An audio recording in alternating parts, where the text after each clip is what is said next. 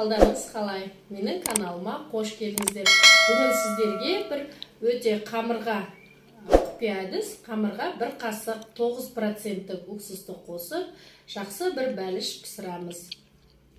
Қамырға бірінші 500 мл жылы сүт құямыз. Осы сүтіміздің үстіне 10 грамм ашытқы. 10 грамм ашытқымыз салып. 80 грамм қантымыз. Қантымызды. Бір кішкене қасық тұзымыз. Және 80 мл сұйық майымызды құйып алып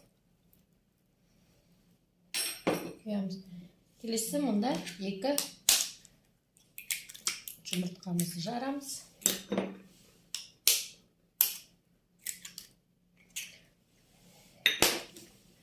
Енді осыны салмамызды жақсылап кішкене араластырып алайық.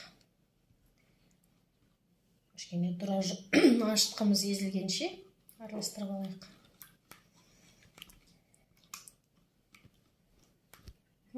Осылай жақсылап кішкене жұмыртқамызды бәрін араластырып аламыз. Енді осының үстіне 5 грамм разрыхитель саламыз. Оның үстіне енді ұнымызды салып илей бастаймыз. Ұным мұнда 600 грамм ұн. Бұл ненің қамырдың үстіне бір уксустың бір несі құйғаны өте жұмсақ әрі нәзік болып піседі бәлішіміз. Бұл жерде қысқымды барлығын салып, ұнымыз салып, енді кішкене жақсылап араластырайық. Солай араластырып аламыз. Енді осыныңыздың үстіне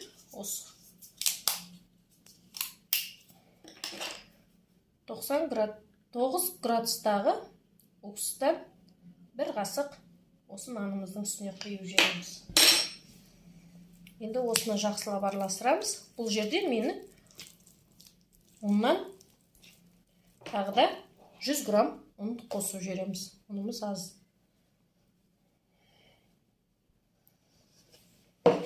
Енді осыны жақсылап илей бастаймыз.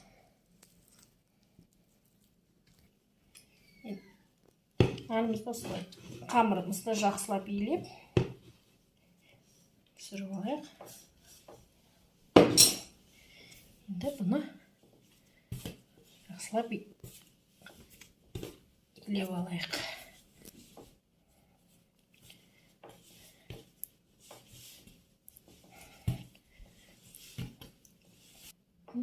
Енді ыдысымыздың ішін кішкене майлап алайық. Қамырымызды осыған салып, бетін жауып, 60 минутқа ашыған көтерілгенше қойып қоямыз.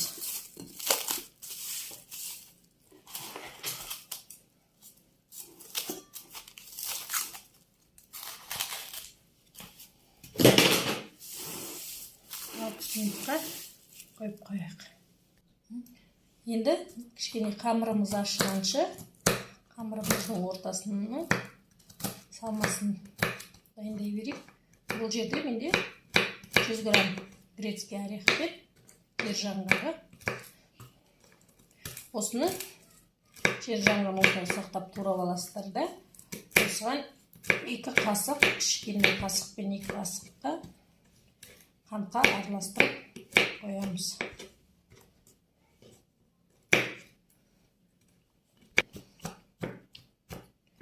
Жер жаңғағымызды араластырып алып, турап аламыз да, жақсылап. Енді осыны ыдысымызға. Осының үстіне 2 кішкентай қасық қантымызды салып араластырып аламыз.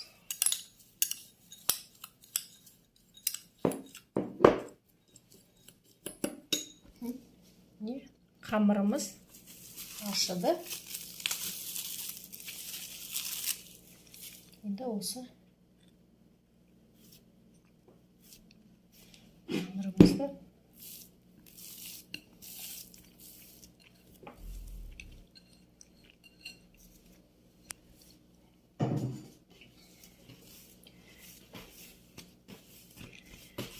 қамырымызды екіге бөліп аламыз. Екіге бөліп алдық. Енді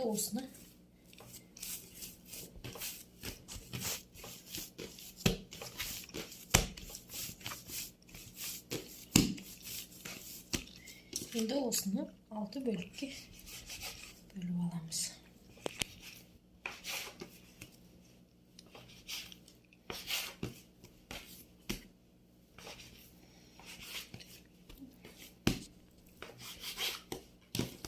Енді бөліп алғаннан кейін қамырымызды томалақтап шығамыз.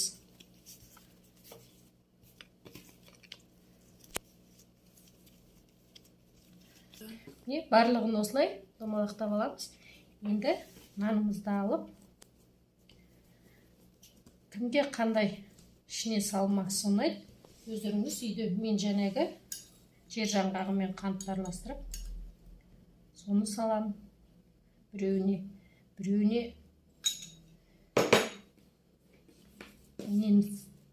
салуға болады. Вареный өзгешеңкі қойылатылған. Енді осты-осты томалақтап қоя береміз. Енді мынаған мен вареный салғым келеді. Варенка осын салайын. Әртүрлі джем де салуға болады, варенье салуға болады. Қандай не қалайсыздар, соны істеуге болады.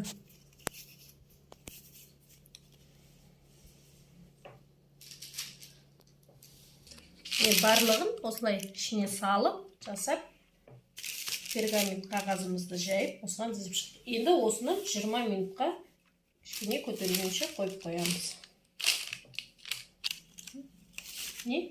Нанымыз 20 минут тұрды. Енді осыған бір жұмыртқамен 1-2 қасық сүтті алып, араластырып бетіне жағамыз.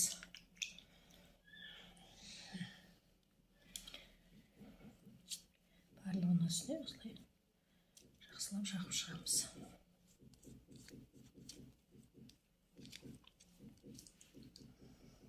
Қонақ келгенде әзірлесеңіздер болады, өте дәмді болады. Бұның енді біріне құпиясы, жәнегі бір қасық уксус салғаннан қамырымыз жақсы көтеріліп шыққаны.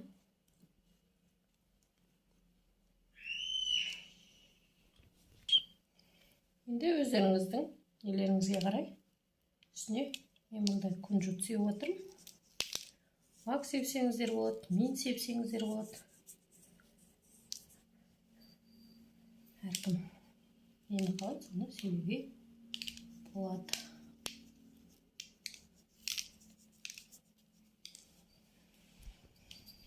Барлығын сеуіп, енді осыны қызып тұрған пешке 180 градусқа 40 минутқа пісіріп аламыз.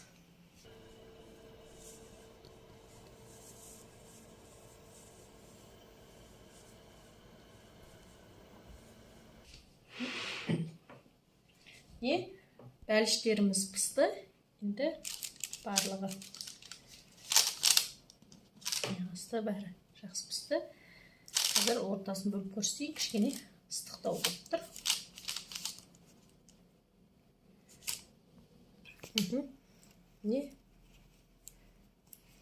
Ыстық.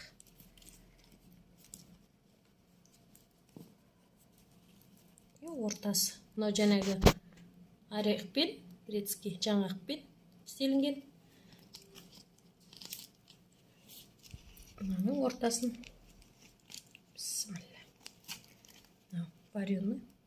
Сгущенкамен істегеніміз. Жұмсақ үлпілдеп пісті.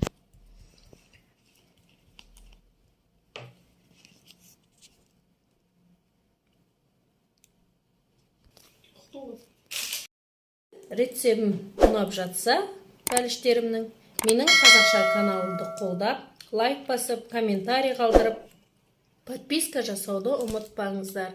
Сау болыңыздар.